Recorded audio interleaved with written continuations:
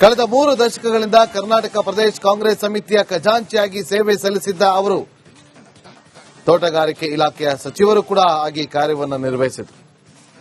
ತೋಟಗಾರಿಕೆ ಸಚಿವರಾಗಿ ಅಧಿಕಾರವನ್ನು ಸ್ವೀಕರಿಸಿದಂತಹ ಕೆಲವೇ ದಿನಗಳಲ್ಲಿ ಸುಮಾರು 1,000 ಕೋಟಿ ರೂಪಾಯಿ ಅನುದಾನವನ್ನ ರಾಜ್ಯದ ತೋಟಗಾರಿಕೆ ಚಟುವಟಿಕೆಗಳ ಉತ್ತೇಜನಕ್ಕೆ ವ್ಯವಸ್ಥಿತವಾಗಿ ಬಳಕೆ ಮಾಡುವಂತಹ ನಿರ್ಧಾರವನ್ನ ಕೈಗೊಂಡು ಅದನ್ನ ಕೂಡ ಮಾಡಿ ಜಾರಿಗೊಳಿಸಿದಂತಹ ಖ್ಯಾತಿ ಪ್ರಭಾವಿ ನಾಯಕ ಶಾಮನೂರು ಶಿವಶಂಕರಪ್ಪ ಅವರು.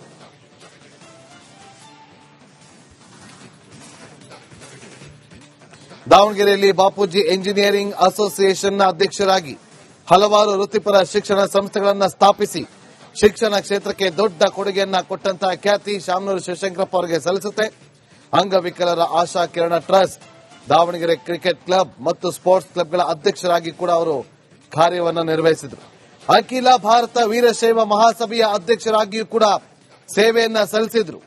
ಕೈಗಾರಿಕೋದ್ಯಮಿಯಾಗಿ ಶಾಮನೂರು ಶಿವಶಂಕರಪ್ಪ ಅವರು ಗ್ರೂಪ್ ಆಫ್ ಇಂಡಸ್ಟ್ರೀಸ್ ಅನ್ನು ಸ್ಥಾಪಿಸಿ ಸಕ್ಕರೆ ಮತ್ತು ಡಿಸ್ಟಿಲರಿ ವ್ಯಾಪಾರದಲ್ಲೂ ಕೂಡ ಯಶಸ್ವಿಯಾಗಿ ಗುರುತಿಸಿಕೊಂಡಿದ್ದಂಥವರು.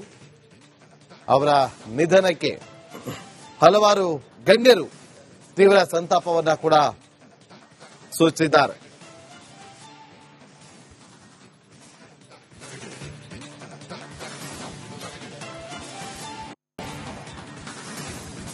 ಇಂದು ಸಂಜೆ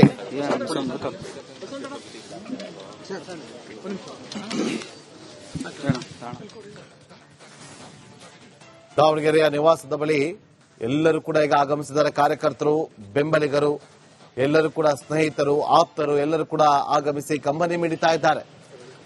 ಅಗಲಿದ ನಾಯಕನಿಗೆ ಕಂಬನಿ ಮಿಡಿತಾ ಇದ್ದಾರೆ. ಸಂತಾಪವನ್ನ ಕೂಡ ಸೂಚಿಸ್ತಾ ಇದ್ದಾರೆ. ನಮಗೆ ಸುದ್ದಿ ಬಂತು. ನಾನು ಬೆಳಗಾಂಗೆ ಅಧಿವೇಶನಕ್ಕೆ ಹೋಗೋಣ ಅಂತ ಹೋಗ್ತಾ ಇದ್ವು. ಆ ರಿಟರ್ನ್ ಬಂದ್ವಿ.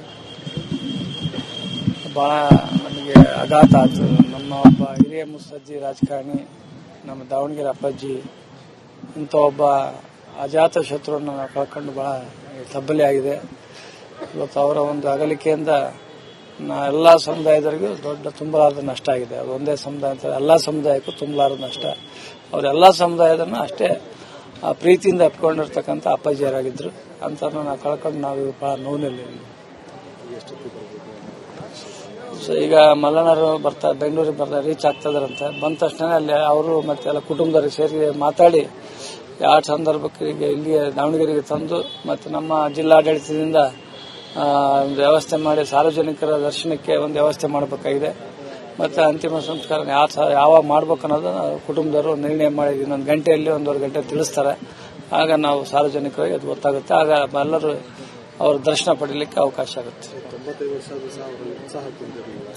ಅವ್ರು ಎಂದೂ ಉತ್ಸಾಹನಿಲ್ಲ. ಅವ್ರು ಯಾವಾಗಲೂ ಅಂತ ಇಂಥ ಒಂದು ಸಂದರ್ಭ ಅವ್ರ ವಯಸ್ಸಲ್ಲಿ ಸಹ ಒಂದು ಸಣ್ಣ ಕಾರ್ಯಕ್ರಮ ಇದ್ರು ಸಹ ಅದಕ್ಕೆ ಅಟೆಂಡ್ ಮಾಡ್ತಿದ್ರು.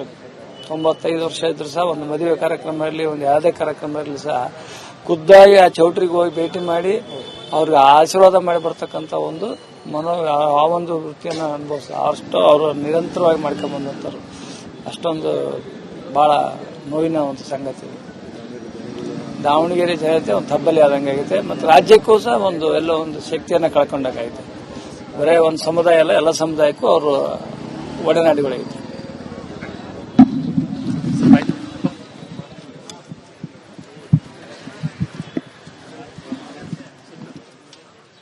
ಶಾಸಕ ಅನ್ನುವ ಹೆಗ್ಗಳಿಕೆಗೆ ಪಾತ್ರರಾಗಿದ್ದವರು ಶಾಮನೂರು ಶಿವಶಂಕರಪ್ಪ ಅವರು. ನೋಡಿ, ಅವರ ನಿವಾಸದ ಮುಂದೆ ದಾವಣಗೆರೆಯಲ್ಲಿರುವಂತಹ ಅವರ ಮನೆ ಏನಿದೆ, ಆ ಮನೆ ಮುಂಭಾಗದಲ್ಲಿ ಈಗ ಎಲ್ಲರೂ ಕೂಡ ಆಗಮಿಸಿದ್ದಾರೆ. ಆಪ್ತರು, ಗಣ್ಯರು, ಸ್ನೇಹಿತರು, ಕಾರ್ಯಕರ್ತರು, ಬೆಂಬಲಿಗರು ಎಲ್ಲರೂ ಕೂಡ ಆಗಮಿಸ್ತಾ ಇದ್ದಾರೆ. ಕಂಬನಿಯನ್ನ ಮಿಡಿತಾ ಇದ್ದಾರೆ.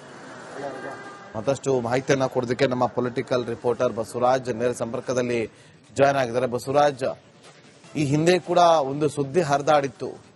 ಆ ಸಂದರ್ಭದಲ್ಲಿ ಅವರ ಪುತ್ರ SS ಮಲ್ಲಿಕಾರ್ಜುನ್ ಅವರು ಬಂದು ಒಂದು ಮಾತನ್ನ ಹೇಳಿದ್ರು.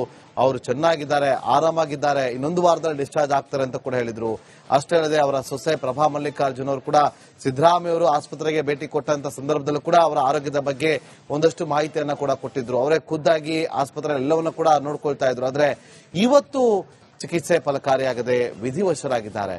ಒಬ್ಬ ಹಿರಿಯ ರಾಜಕಾರಣಿ, 3 ದಶಕಗಳ ಕಾಲ ಕಾಂಗ್ರೆಸ್ನಲ್ಲಿ ಸೇವೆಯನ್ನ ಸಲ್ಲಿಸಿದಂತವರು, ಮಧ್ಯ ಕರ್ನಾಟಕ ಭಾಗದ ಶಿಕ್ಷಕ ಹರಿಕಾರ ಅಂತಾನೆ ಅವ್ರನ್ನ ಕರಿತಾ ಇದ್ರು. ನಾಳೆ ಆ ವಿಧಾನಸಭೆಯಲ್ಲೂ ಕೂಡ ಒಂದು ಸಂತಾಪವನ್ನ ಸೂಚಿಸುವಂತ ಕೆಲಸಗಳು ಕೂಡ ಆಗುತ್ತೆ. ಮಾಹಿತಿಯನ್ನು ಕೊಡೋದಾದ್ರೆ ಬಸವರಾಜ್. ಖಂಡಿತ ನಾಗೇಂದ್ರ ಬಾಬು, 3 ದಶಕ ಅಲ್ಲ 5 ದಶಕಕ್ಕೂ ಹೆಚ್ಚು ಕಾಲ ಕಾಂಗ್ರೆಸ್ಗೆ ಸೇವೆಯನ್ನು ಸಲ್ಲಿಸಿದವರು ಶಾಮನೂರು ಶಿವಶಂಕರಪ್ಪನವರು. ಯಾಕಂದ್ರೆ ಈಗಿರ್ತಕ್ಕಂಥ ಮಲ್ಲಿಕಾರ್ಜುನ್ ಖರ್ಗೆ ಎಐಸಿಸಿ ಅಧ್ಯಕ್ಷರಾಗಿದ್ದಾರಲ್ಲ, ಇವರಿಗೆ ಬೆನ್ನೆಲುಬಾಗಿ ನಿಂತ್ಕೊಂಡು ಅವರ ಇನಿಷಿಯಲ್ ಡೇಸ್ ನಲ್ಲಿ ಹಣವನ್ನ ಅವರಿಗೆ ಫಂಡಿಂಗ್ ಮಾಡುವುದರ ಮೂಲಕ ಕಾಂಗ್ರೆಸ್ನ ಖಜಾಂಚಿಯಾಗಿ ಸಾಕಷ್ಟು ಕೆಲಸವನ್ನ ಮಾಡಿ ಇಂದಿರಾ ಗಾಂಧಿ ಅವರಿಗೂ ಕೂಡ ಆಪ್ತರಾಗುವ ಮೂಲಕ ದೊಡ್ಡ ಮಟ್ಟದ ಸೇವೆಯನ್ನ ರಾಜ್ಯ ಕಾಂಗ್ರೆಸ್ ಇರಬಹುದು ಮತ್ತು ರಾಷ್ಟ್ರ ಮಟ್ಟದ ಕಾಂಗ್ರೆಸ್ ಇರಬಹುದು ಇಲ್ಲೆಲ್ಲವಲ್ಲೂ ಕೂಡ ಗುರುತಿಸಿಕೊಂಡಿದ್ರು. ಆದ್ರೆ ಚುನಾವಣಾ ರಾಜಕೀಯಕ್ಕೆ ಬಂದಿದ್ದೆ ಸ್ವಲ್ಪ ತಡವಾಗಿ. ಹಾಗಾಗಿ 6 ಬಾರಿ ಶಾಸಕರು 1 ಬಾರಿ ಸಂಸದರಾಗಿ ಆಯ್ಕೆಯಾಗಿದ್ದಾರೆ. 95 ವರ್ಷ ಈಗ ನಡೀತಾ ಇತ್ತು. ಈ ಸಂದರ್ಭದಲ್ಲಿಯೂ ಕೂಡ ಅವರು ಆಕ್ಟಿವ್ ಆಗಿದ್ರು. ಕಳೆದ 1.5 ತಿಂಗಳಿಂದ ಮಾತ್ರ ಅವರು ಹಾಸಿಗೆಯನ್ನು ಹಿಡಿದಿದ್ರು ಹೊರತು ಸ್ವಲ್ಪ ಊಟದ ವಿಚಾರವಾಗಿ ವ್ಯತ್ಯಾಸವಾಗಿತ್ತು.